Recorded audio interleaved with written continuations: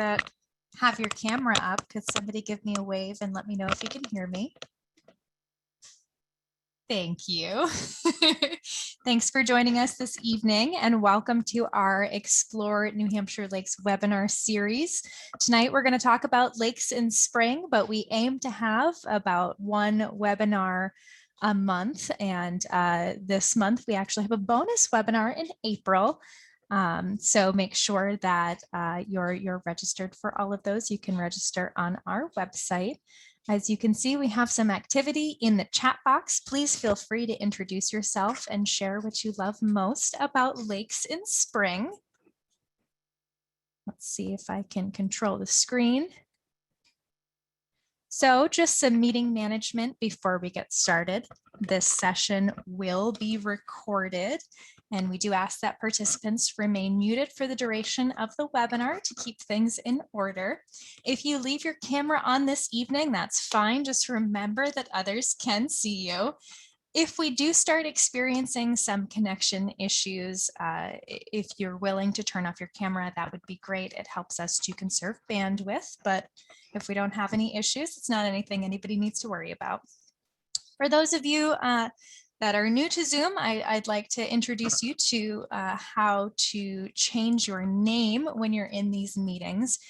Depending on the display that you're using, you should be able to sort of hover over the bottom of your screen, click on participants, find yourself, and then click more and rename yourself so that we know how to refer to you during the meeting. If you ask a question, we're able to respond to you by name. Please choose something a little bit better than, you know, Dad's iPad 2 or something like that. You may have questions during the duration of the webinar. We ask that you submit those in the chat box, same place at the bottom of the screen. We only ask that you direct your questions to everybody versus at the presenters, because the presenters won't see your questions while we are presenting. We do have a moderator this evening that will be answering some questions during the webinar. Any of your hard questions will be saved and our presenters will answer them at the end. You will receive a follow-up evaluation after tonight's webinar, and it is so helpful for us to hear your feedback on our presentation, and it really gives us ideas for future topics. So please make sure you keep an eye on your email for that. This evaluation will also, or this email with the evaluation will also include links to the recorded webinar. That way you can watch it again or maybe share it with your friends and neighbors. So I know that we have an audience of people that have been joining us for a while, but of course we have some new faces tonight. So for those of you that aren't familiar with us, we are New Hampshire Lakes. We're the only donor-supported nonprofit in New Hampshire working for all of New Hampshire's 1,000 lakes. And if you'd like to support our organization and our cause, you can join us on our website. Our mission is really great. It's to keep all of New Hampshire's lakes clean and healthy now and in the future. And to do this, we work with lots of partners to promote clean water policies and responsible use, and most importantly, inspire the public to care for our lakes. We do this through a variety of programs, including advocacy, our conservation programs, including our nationally recognized Lake Coast Courtesy Boat Inspection Program, and our Lake Smart Lake Friendly Living Program. And we have a variety of outreach programs as well that are a ton of fun.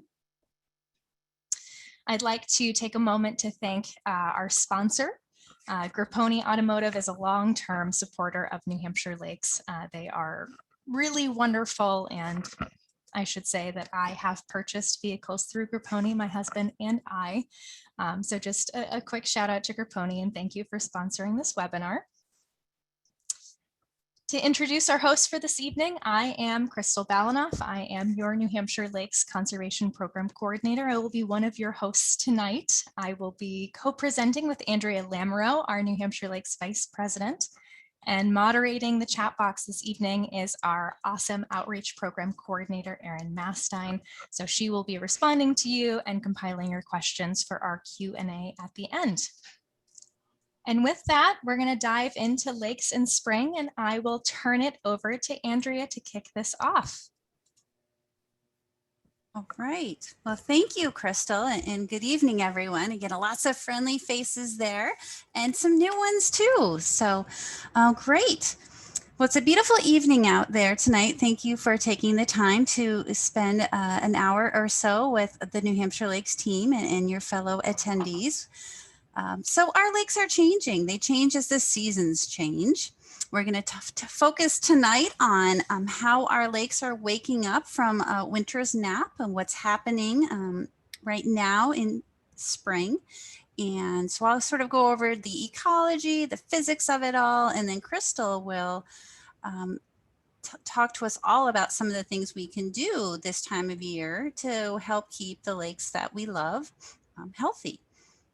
So some of you have been with us and have we've been holding this seasonal presentation. This is our fourth. We've done lakes in summer, lakes in fall, lakes in winter, and now lakes in spring to round out the series. So some of this will be review for some of you here. So you've learned with us over the past year now that as the seasons change, our lakes change, and specifically how the water moves around in our lake changes as the seasons change. And I just think this picture is pretty cool, showing sort of the progression of a lake throughout those seasons. So right now, obviously, we're coming off of winter. Our lakes have been sealed off from the rest of the world for a couple months, and now they're opening up, and the water is starting to move, and some pretty cool things are happening. In mid-March, the lake started going, the ice started going out on most of our lakes, and we started getting reports from our friends and partners, in the southern part of the state. I think we heard from Bob Tompkins at Beaver Lake in mid-March, saying that the lake is out on the ice is out on Beaver Lake and Derry. It's always an exciting time. As of today, ice out has been called on most of our lakes.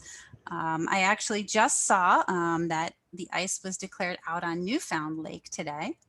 Exciting. Ice out was declared earlier this week on Monday on Lake Winnipesaukee at precisely 4:42 p.m. And again, this just shows you how exciting, we're tracking this. This is just really an exciting event. But what is ice out? Is this ice out? I love this picture. I don't recommend this. This is not a safe practice. My daughter was actually reviewing the presentation last night. She's 12. She's like, Mom, you can't include this picture. That's really irresponsible. And aren't his feet cold? But anyway, so just kind of a fun picture. People get just so excited about this time of year. So ice out is typically, what does it mean? It typically describes when ice leaves a lake in the spring. However, the definition of ice out is somewhat subjective. Some consider this ice out to be when the lake can be navigated from one end of the lake to the other. Or some say that it's when the ice is completely free, clear of ice. So when we're reporting ice out and talking about ice out, it's always helpful to explain the definition that you're using for ice out. But under any of those definitions, I think we'd all be on the same page that this gentleman here in this boat the ice out has not happened on this water body yet. So on Winnipesaukee, again, we mentioned that ice out went out on Monday afternoon. Ice out on Winnipesaukee is declared when the MS Mount Washington can navigate between all of its ports on the big lake. So that's been a long-standing definition there. And again, people really keep an eye on that. Lake Winnipesaukee ice out has been recorded for over 135 years. The determination of ice out, however, is not particularly scientific, again, kind of subjective here. These days, it's determined by an observer in a plane from Emerson Aviation, who flies over the lake several times a day. These are just some recent photos, actually, of some of the pictures that they took. But you can find out all about this on winnipesaukee.com if you're interested. And again, it's a really super exciting time of year. You know, on the big lake here in Winnipesaukee, there are several different contests. Again, so exciting. You know, for many of us, it's the traditional start of the spring season, the boating season. For a lot of folks who live on islands or have cottages or homes on islands, it's the first time they're able to access that in quite some time. But I will also say that there are several lakes, and I see it more and more every year. Several lake communities are starting their own, you know, fun guessing out contests. And I know there's one on Newfound and Sunapee, Wentworth. It's just a real fun thing to build community.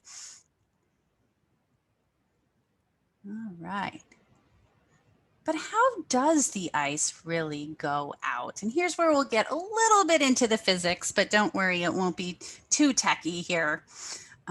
Ice out is really the reverse of the icing in process. So if you've been with us over this series, you've learned a little bit about how a lake freezes, and it's kind of a unique thing.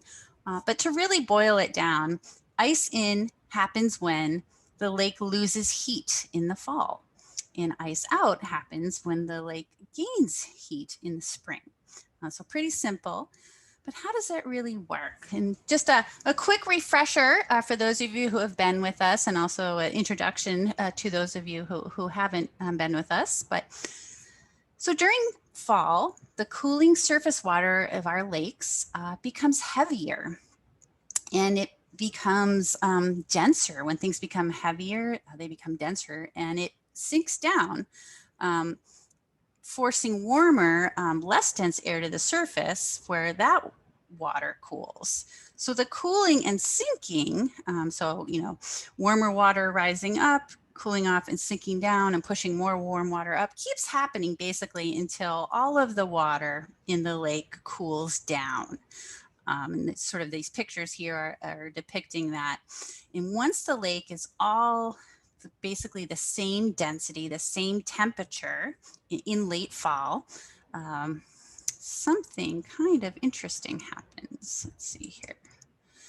When the water at the top of the lake in late fall, and this is probably around, depending on your lake, November, December, probably December, when the top of the lake the water reaches 39 degrees, as it starts cooling even more, to 32 degrees, the interesting thing happens that water molecules actually spread apart. That's kind of a natural in nature. Generally, as things cool, they get smaller and denser, they come together, but water's super unique. And again, as it approaches its freezing point, the molecules spread out, and they become, they form these crystals, and eventually they form ice.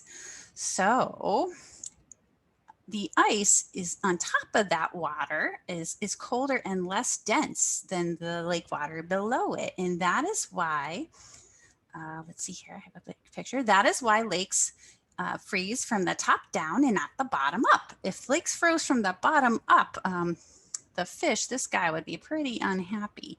So this is a pretty cool phenomenon so in the winter, late fall, early winter, our lakes start freezing from the top down. Then during a typical January and February, our lakes are covered with snow. Snow reflects sunlight off the top of our lakes. And so essentially it's, the snow is insulating the lake. During midwinter, the lake is neither gaining heat or losing heat at this time. Really, the snow is forming a insulative blanket over the water. And actually kind of cold, way down at the bottom of the lake, and this is Lake Massacam in Bradford. It's about 70 feet deep at its deepest. At the bottom of the lake, actually, the lake bottom, which was kind of warmer in the fall from the summer, is sort of heating the water down there. So you might actually find the bottom of the lake during January and February to be the warmest part of the lake. But around March, thankfully, the air warms up and the sun gets more intense and the snow on top of our lake starts to melt. And as the snow starts to melt, it starts to allow the sunlight to really start hitting the ice and actually penetrating the ice, shining through the ice. And before the ice breaks up, in March, the ice is still pretty intact. It's actually still sealing off the lake, and it's really acting as a greenhouse to the lake water. It's the ice is allowing the sun to get in, and then the sun is heating up the water, and the ice cover is keeping that heat into the lake. So the more sun, the more water, the more sunlight gets through, and the warmer the water gets. So again, sort of like that greenhouse idea. But as the water starts to warm up under that ice layer, the ice layer starts to melt, and it starts to melt from the bottom up. So again, remember, lakes freeze from the top down. Here, the lake is melting from the bottom of the ice up. So when the ice thickness erodes or melts to, generally speaking, anywhere between 4 inches to a foot here in late March, something really cool happens. I think it's pretty cool. The ice sort of changes its structure and it becomes candled. It basically becomes looking like long, thin, hollow needles. And here on the right, I don't necessarily recommend going out on the lake when there's still ice. It can be dangerous. You need to be prepared for it. I have to be honest though, my husband and I lived on Lake Sunapee one winter, and paddling out on the lake when the ice was candled was one of the coolest, literally, one of the neatest things I've ever done. It was very cool. But anyway, so when the ice becomes candled, it starts looking black. And the reason it starts looking black is because the ice is no longer reflecting the sunlight. The sunlight is actually being transmitted through those hollow sort of columns down into the lake. So when the lake starts to look, the ice starts to look black, it means it's really, really getting pretty advanced stage of melting here. And it's allowing even more sunlight to get into that lake and to continue to heat up that water. So as the sun continues to heat the ice, the water below the ice continues to warm, the ice crystals start to, the meltwater, all that melting water starts to push those crystals apart. And then the winds and waves usually pick up in spring, and they start to blow those crystals around. A windy day will break the ice sheet apart. And we saw this posted on Facebook recently, I think it was the end of last week, and how aptly named Krystal Lake in Gilmanton. This is a picture of the candled ice being blown around after a big windstorm and forming some pretty cool, beautiful structures. So these ice crystals will be blown around. Often they will be blown into a cove or actually onto shore. And if you've ever been around when this happens, they make a really cool kind of tinkling noise. It's pretty neat. But how fast the candled ice blows apart and degrades really depends on how sunny and the wind conditions. So generally speaking, ice out has been a little bit earlier than average this spring. And you guys have probably noticed it seems to have been a little bit more windy lately. So I think the wind has had something to do with it, and it's been somewhat mild as well. So again, I did hear that Newfound Lake ice out happened today, and my family has a home on Sunapee, and we've been watching the ice there, and the ice is not quite out at Sunapee. If you're familiar with Sunapee, there's a sheet that's still blocking the Georges Mills harbor there. So, but any day now. So, if you live near a lake or have a lake in your community, the Department of Environmental Services, our partners, want you to let them know when the ice goes out. So there is a form on their website that they ask you to let them know when the ice goes out, and also actually in the fall when the ice goes in. Lake biologists keep track of ice in and ice out because it helps them to understand, better interpret how our lakes are doing. It's part of lake health.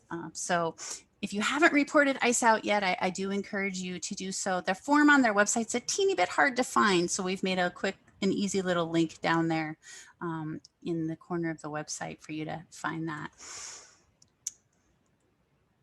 So on average, ice in is occurring a little bit later in the fall here in New Hampshire, and ice out on average is occurring a little bit earlier in the springs. I've heard, maybe over the past 50 years or so, the period of ice cover on our lakes has on average decreased by a week or two.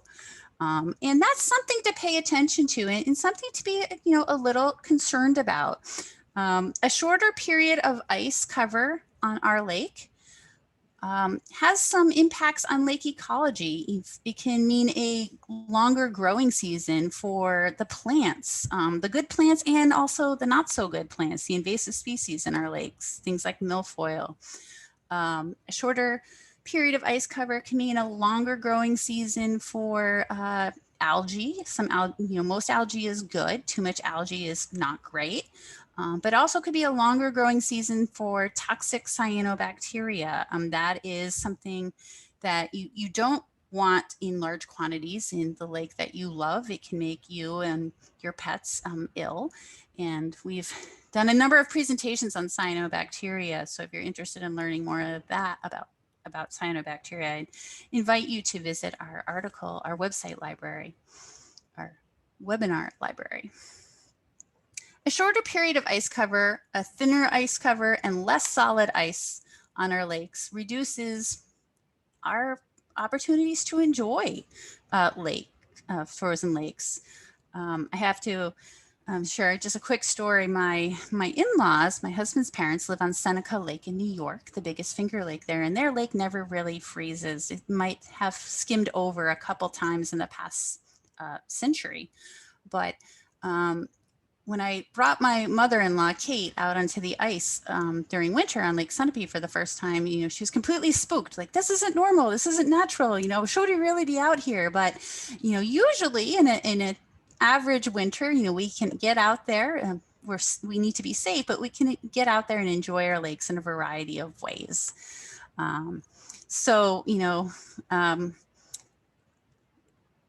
Less ice means less opportunity for tourism, less revenue, for our local lake communities, and less revenue for our state's economy. So a shorter ice period has some serious implications ecology-wise, lake health-wise, and our quality of life as well. But here is some good news about ice going out. Again, we talked about ice out is an exciting time of year, but here are a couple more good things about what's happening now, lakes in spring. Ice out means the loons are in.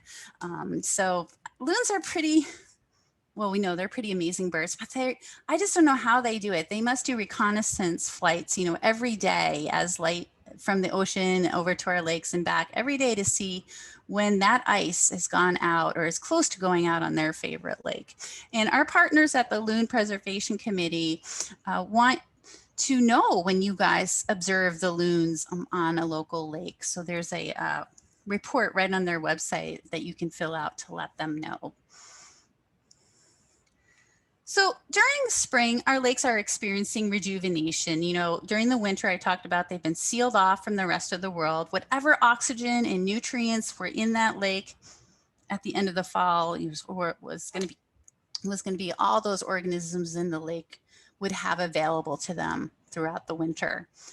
So as our lakes start to thaw now and mix now, and they're getting rejuvenated, they're getting mixed up. Wind is mixing the entire lake right now and distributing nutrients and oxygen throughout the entire lake. So again, a rejuvenation. Some of our lakes, the oxygen gets somewhat low towards the end of winter. So it's good to have that reinjection, that rejuvenation of oxygen. So wind mixes the oxygen into the water, bringing relief to the fish and other organisms. And this is a photo I took on Newfound Lake several springs ago, and I just love the green and blue colors.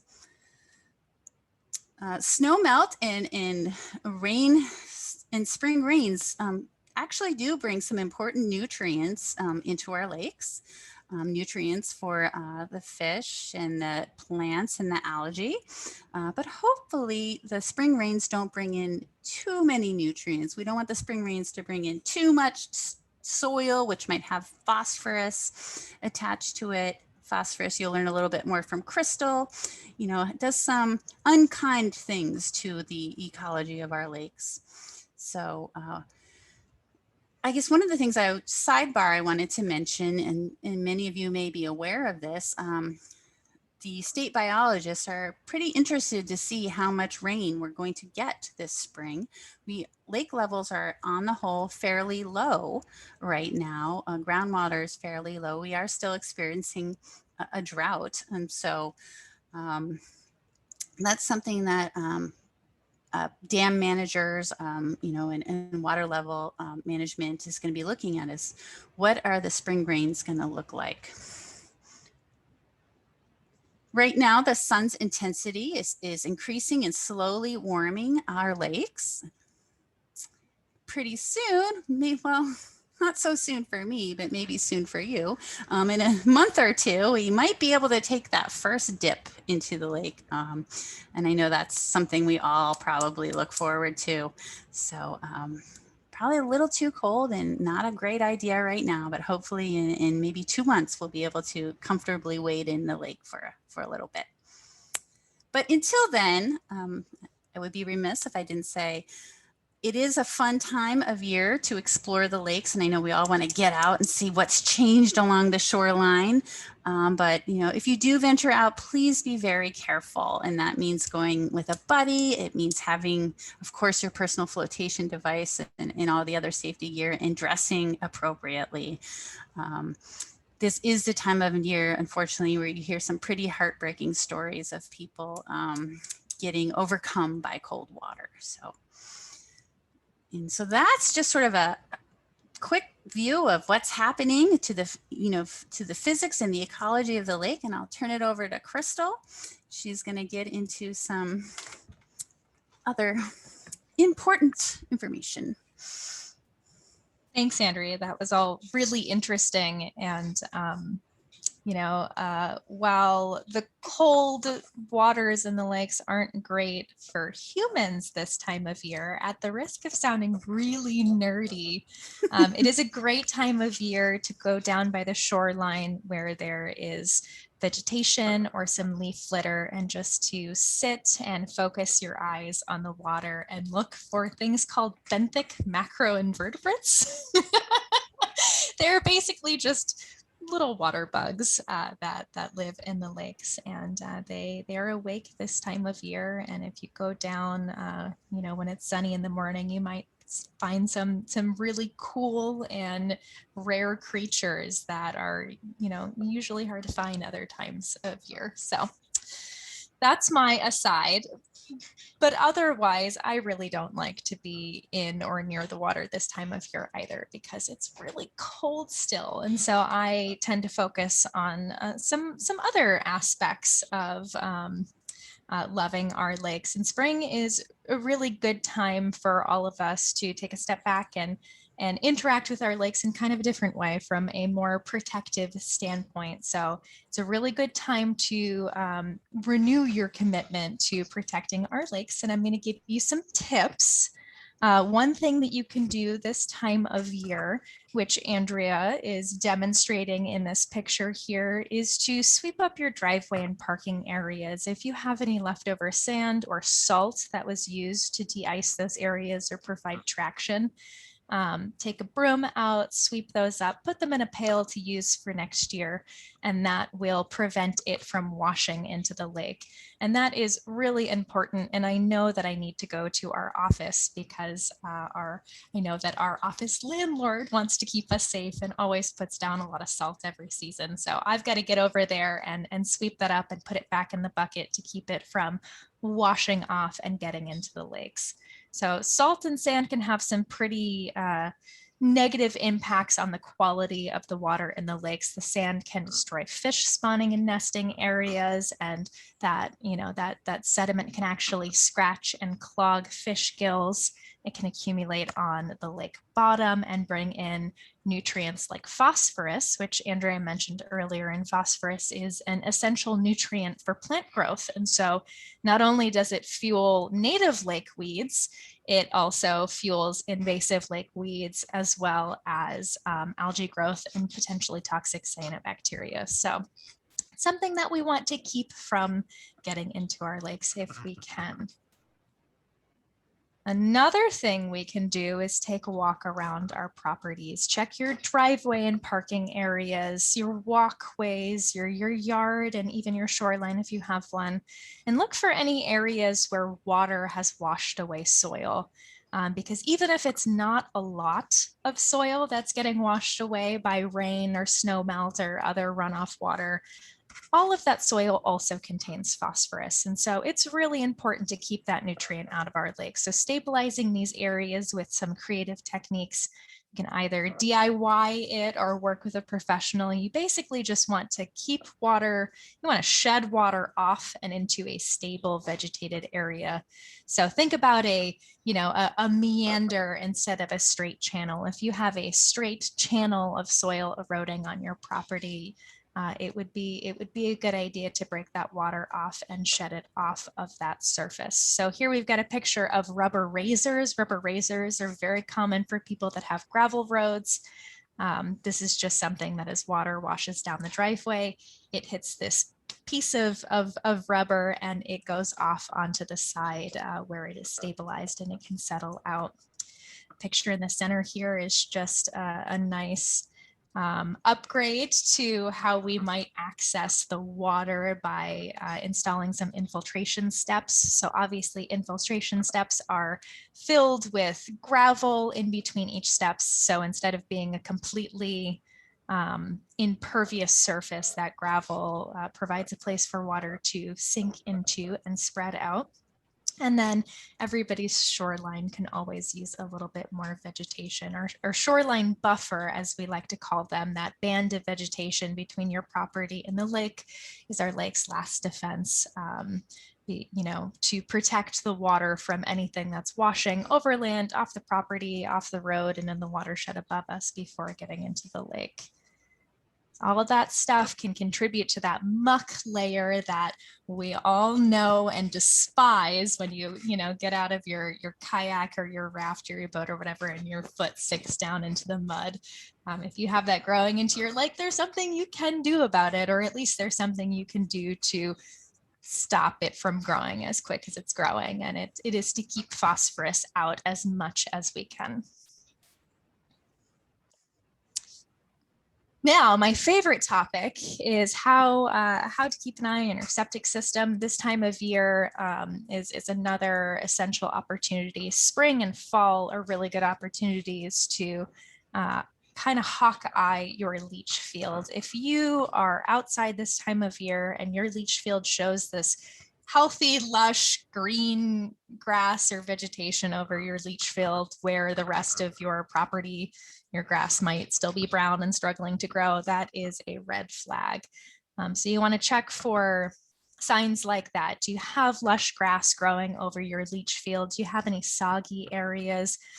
Can you use your nose and pick up on any funky smells or odors? These are all signs that your system might be in distress. And even if you don't pick up on any of these signs, it's been, a couple of years since your system's been inspected or pumped out, it is a good time to reach out to a professional to just have it inspected, have it checked out. Every 2 to 3 years is a really good baseline for most septic systems. I will say most because some are different, but I know that for my septic system, we work with a really great professional septic company, and they have us getting checked out every 2 years. And even if we don't need to get it pumped every 2 years, we like that they come out and they say, nope, you're still good right now, call us again in the fall type thing. This is important because obviously septic systems are capturing our human effluent, and a malfunctioning system can spell really bad things for the lake. Not just nutrients, but also bacteria pollution as well. So high priority for people that care about our lakes is to make sure that you're maintaining your septic system.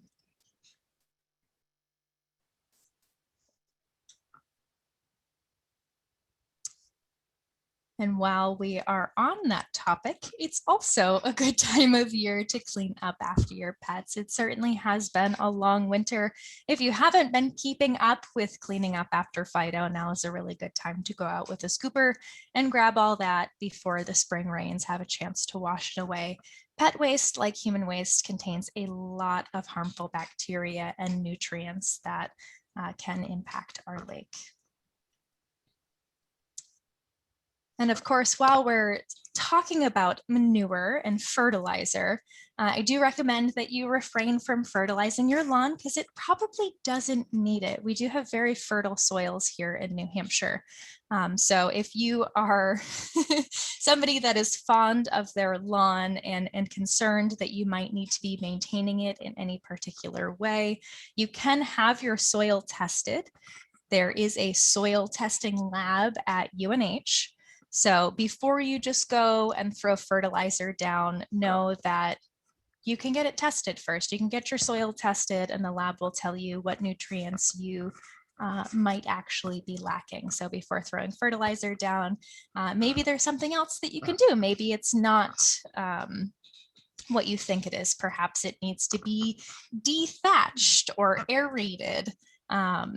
If you do find from the results of your soil test that it could use a little bit of fertilizer, we highly recommend that you use a phosphorus-free fertilizer, and you can figure out if your fertilizer is phosphorus-free by that middle number. It should be a 0 on the bag. We've got an example here to show you. But I recommend, as an alternative to all of this, maybe consider overseeding your lawn with some clover seed. Clover is drought tolerant, it's really hardy, it can tolerate most stuff like foot traffic and regular mowing and all that jazz that our lawn also puts up with, but it also provides flowers for pollinators and for humans to enjoy, and it fixes nitrogen and naturally fertilizes your lawn in a way that doesn't wash off and get into the lake the way a chemical fertilizer would. But of course, landscaping is one thing. There are some other things that we could be doing right now. If you are a fisherman or woman, you could also look through your tackle box to make sure that you've cleaned out any old lead tackle. Lead tackle can be fatal to loons, and it is responsible for many, many loon fatalities in New Hampshire and in other states as well. So go through your lead tackle box, go through maybe your grandparents' tackle box and see if there are any in there that should be traded in. There are lots of drop-off stations. We have one in our office in Concord. Every Fish and Game office has a lead tackle collection bin that you can use. The Loon Preservation Center has one. And you can even check in with your transfer station. Your town dump might also have one as well. So just ask, call around until you find one, and maybe you'll be lucky and actually get a buyback voucher that you can use to go and buy some fresh tackle. One thing I hear from people from, long time fishermen and women is that the new metal alloys are, they leave something to be desired in terms of fishing because they're not as heavy as lead tackle, which means they don't have the same feel. And, they're just generally not as good. But I have heard that tungsten is much denser than lead, and the fishermen and women in my life say that they enjoy it just the same. So if you're worried about that, that is an alternative that you might consider. And of course, you can find more about lead and loons at loonsafe.org. Just a little shout out.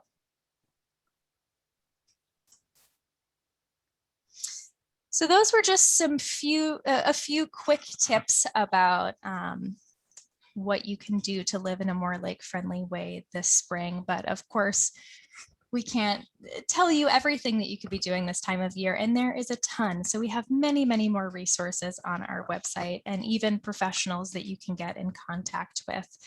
So please feel free to visit our website and check out our Lake Smart resource library for more information.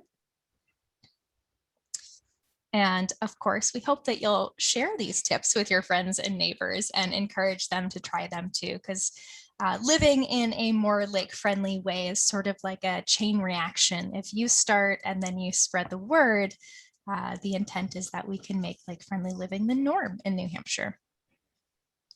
If you haven't already joined us through our Lake Smart program, I encourage you to do so. It is fun. It's a great opportunity to get involved not only with New Hampshire lakes, but others in your lake community.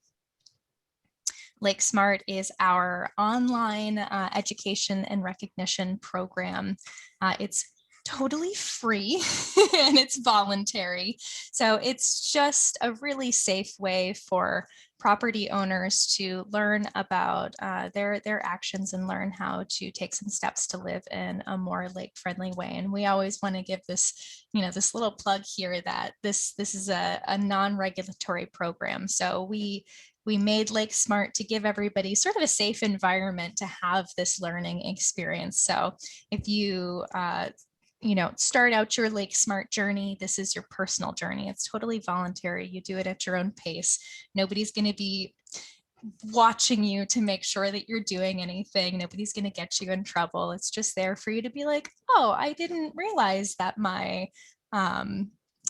sink disposal wasn't good for my septic system. Maybe I'll compost my food scraps instead. So small things like that, just to help everybody make some changes to live in a more lake-friendly way. As an individual, you can participate in the program simply by going to our website and taking the self-assessment. We're actually going to be rolling out an updated version of the self-assessment this season, so stay tuned for that. It will be a little prettier and more user-friendly in that regard. But through that self-assessment, you learn about some lake-friendly practices and get some more information and personalized tips on how you can take these actions. And then hopefully you will pledge to implement some of those improvements on your property. And once you think that you're doing a pretty good job and close to being considered Lake Smart, you can choose to request a site visit by a trained Lake Smart evaluator, and we'll come out and we'll walk your property with you, check out what you've been up to, maybe give you some more tips, or if you're really lucky, we might actually be able to deliver you or formally award you with your Lake Smart award at that time. That's really exciting because then you can post that on your property and brag to all of your neighbors and sort of be the one to make a stand and say that, by living in a more lake-friendly way, we're not only making the lake healthier for ourselves, but also for our future generations. And with that, I'll pass it back to Andrea. Well, that was terrific. And we are doing great on time. And I'm just going to get the full view here so we can all see each other. And I will turn it over to our moderator, Erin Mastine, our Outreach Program Coordinator, to see if she has any questions for us. We actually don't have any unanswered questions. Woohoo! So You guys are good. I like to think that means that we did an okay job. I think you did. I will say Anne sent me a message and said that for people looking for alternatives for fishing tackle, that ceramic is a good alternative in addition to tungsten as well. So thanks, Anne. That's a good tip. Right. let's see here, scrolling through the chat box here. Very Well, I good. suppose if you have questions, now's the time to submit them. Or any lake related question at this point. We have a few minutes and we're always happy to answer questions. And, all right, well, it looks like, do mergansers need nesting boxes? I have no idea. I am not, yeah, I don't know. I would assume not, but never fear. We are, Erin is working hard to pull together our webinar series for over the summer. And that is one of the presentations we're looking to book, to have one of the experts from Fish and Game come talk to us about all the different waterfowl that we may see on or around our lakes and about their unique and curious lifestyle and their habits. So my guess is that they don't have to have nesting boxes, but full disclosure, I am not the expert. So we have a few good questions coming in, and Erin, don't let me steal your thunder, but I had my eye on the chat. And I see some Lake Smart related questions. So one question is the Lake Smart program only intended for lakefront property owners? And I'm so glad you asked that, because the answer is no, it's for everybody, because we all live somewhere in a watershed. So whether you live directly on the water or miles from it, the actions that you take on your property do actually have some impact on the lake. So we want everybody to participate in Lake Smart for a healthy watershed, not just a healthy shoreline lake community. Thanks for asking that question, because it's super important. See a good question here from Stu Lord, New Hampshire Lakes board member, and Stu always asks good questions and keeps us on our toes. And Stu is saying, why is there no standard to ice out? And as I mentioned, it's kind of some non-scientific and sort of subjective definitions, and I don't know. Probably because in New Hampshire, ice out, how someone uses their lake, I guess, varies. Some, like the Mount Washington, needs to be able to go to all of its ports to operate. I don't know, though. That's a really good question. Sydney has a question about cyanobacteria. Are we apt to have cyanobacteria blooms again, assuming this summer, due to low water levels? And I'll spend just a minute on cyanobacteria.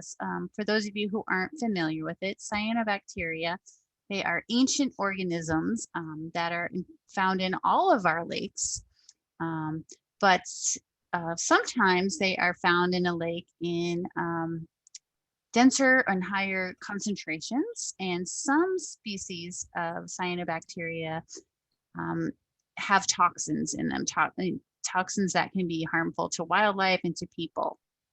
And it seems, well, I know last summer people reported an increasing number of cyanobacteria blooms in New Hampshire's lakes. And if you've never seen a cyanobacteria bloom, I'll just tell you that you might go out to the lake one day and it might look kind of an unusual bluish green color, or it might look like pea soup, or it might look like there's flecks of paint in the water. So we do seem to be seeing an increase in cyanobacteria blooms in our lakes of the toxic variety, and this is cause for concern. And they are, the biologists at DES are studying them intently, and some of them are kind of curious, but in general, the more nutrients, phosphorus that gets into our lakes, that's more food for the cyanobacteria. And also when we have sometimes when we have lower water levels, we have less flushing or in our lakes, so the water gets kind of stagnant and pollutants and phosphorus builds up, so that might be helping cyanobacteria to grow. The other thing is they need food and they need light and heat. So generally speaking, the warmer our waters are, may also support more cyanobacteria growth. So again, we've had an earlier ice out, on average this year. So we might have warmer waters a little bit warmer waters this summer. And if we continue to have lower water levels, that might affect our lakes becoming a little bit more stagnant. So certainly is something that Sydney, we're on the lookout for this summer is, we're thinking there is a possibility that we're going to continue to have these blooms, and it's important for people to keep an eye on the lake and let the Department of Environmental Services know if you suspect one's happening in the lake in your neighborhood. Good question. Very good question. Sydney also asked if animal waste can be composted. I'll take that one. So we don't recommend that cat or dog waste be composted in the way that, folks might consider composting, things like horse manure and things like that. Both of those sources are known for, different pathogens as well as worms that they could contain. So it would be safer to continue disposing of your pet waste the way you have been doing it at your town dump, bagged up. Danielle asked if we have information on the do's and don'ts of disturbing the lake greenery or cutting back shrubs. And I can say that we certainly do on our website, on our Lake Smart resource library, which we were mentioning earlier, and I can drop a link here in the chat for you guys. And there are lots of different articles there. They can get pretty specific. So if you have specific questions, that's the place to find them. And they do give resources from other organizations that are the professionals. So it's a great place to go looking. I can give a couple of quick tips specifically for Danielle's question about the do's and don'ts of cutting back shrubs and raking the muck. So the rule for muck is you're not allowed to rake it. You're not actually allowed to use a tool in the lake. So no rakes or anything like that to remove that muck from the water. I know that that's a frustrating answer, but there's good reason for that. Disturbing that muck resuspends a lot of the nutrients that are captured in it and can lead to things like cyanobacteria blooms. It also just causes unnecessary disturbance in the lake bottom, which is sensitive habitat for lots of wildlife. So please no raking. It's not good. In terms of how to maintain your vegetation on the shoreline, there are actual rules. There's a formula for how to go about measuring out what you can cut down on your shoreline. But what most people don't know, and what might be the answer that many people are looking for, is that it is okay to prune limbs off of trees and to prune shrubs and things like that to open up view shed or maintain heights and things like that. And that is a much better practice for protecting your shoreline and maintaining the health of that vegetated buffer while still making sure that you can see the water. Some, things that react really well to that are your little hemlock saplings that are growing in your yard or on your shoreline. You can actually buzz those like a regular shrub to keep them pruned down kind of low, and they will actually bush out and turn into a really nice hedge.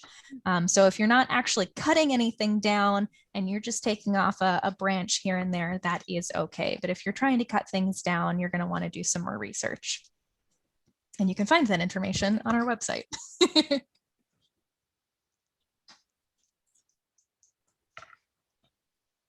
Okay, the next question is about the super shallow waters that we had last summer, and is there going to be a similar situation this summer with drought, and how might that impact wildlife and fish life in the lake? Great question. I'll try to answer that. I do think right now the conditions are being set up to have another low water level in our lakes this summer. That of course could change. But I do know that, DES has issued a press release being concerned about low water levels in our lakes.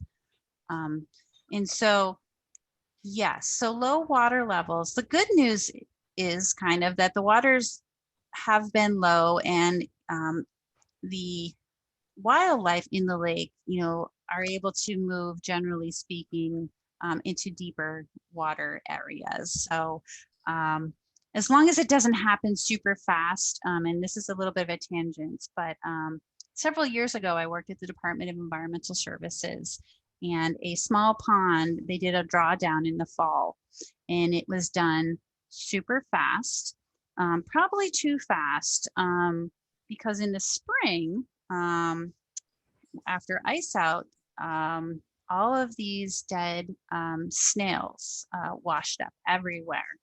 And the feeling was that what happened, why did we have this big mass die off of snails? The thought was that the drawdown in the fall happens much, much too fast that these snails, which are attached, kind of live in the bottom, were not able to migrate. They didn't have enough time to migrate to the deeper part of the lake. So that resulted most likely in a large die-off of, that segment of wildlife. So I guess a roundabout answer to your question, Sheila, is that, our low water levels, it's been happening gradually over time, over the past year or so. So the wildlife has been able to migrate for the most part to deeper parts of the lake. But certainly with lower lake levels, you're going to have a less habitat area, and there's going to be more competition for habitat areas in the lake with the existing wildlife. So it certainly could set up some stressors for the wildlife that live in the lake. The next question is asking if there's a minimum size lake for eagles to set up nesting. That's a good question. I'll take a swing at that, and Andrea, maybe you can fill in the gaps. So we are not ornithologists, so please take what we say here with a grain of salt. I don't know personally, maybe Andrea does, if there is specifically a lake size that eagles favor, but I do know that they look for nesting sites that offer their primary needs. Does it have enough food? Does it have enough shelter and protection from the elements? Is it free from other marauding eagles that might want to take over their territory and things like that? So I think that is probably the primary influence in terms of where they choose to actually build their nest. And of course, I'm sure there is some influence in terms of disturbance that might impact where they choose as well. If it's a really highly trafficked area, maybe they're not going to post up there. That being said, I've seen eagle nests in some strange places that I wouldn't build my home if I were them. But I don't know. Andrea, what do you think about that question? Yeah, I think you're right on. And I won't pretend to be the expert here, but we did have a phenomenal presentation webinar a month or two, I guess 2 months ago, from Chris Martin.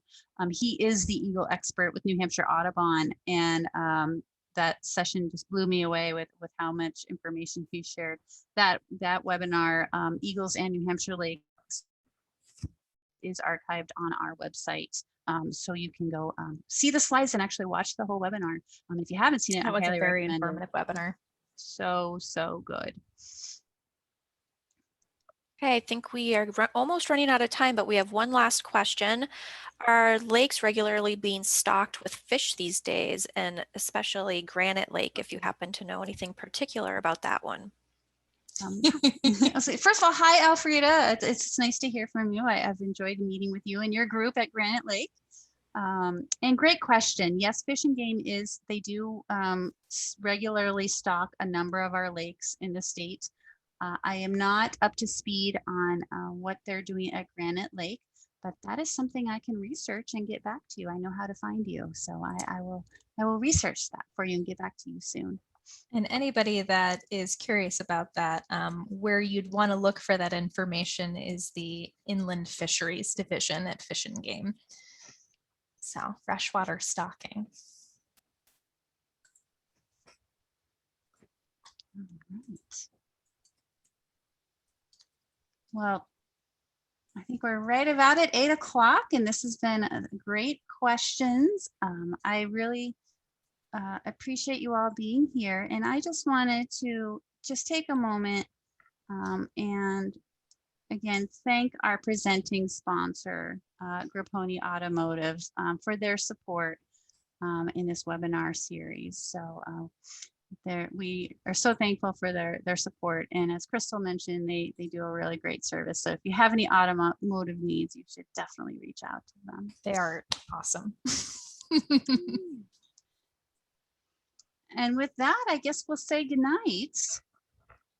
So thank you, everyone. And as Krystal said, you'll get an email tomorrow with an evaluation, and a separate email with links to the recording and the presentation. So be sure to sign up for our upcoming webinars and keep an eye on that our website, because Erin is going to be adding webinars right and left over the next several weeks. So thank you again. Good night.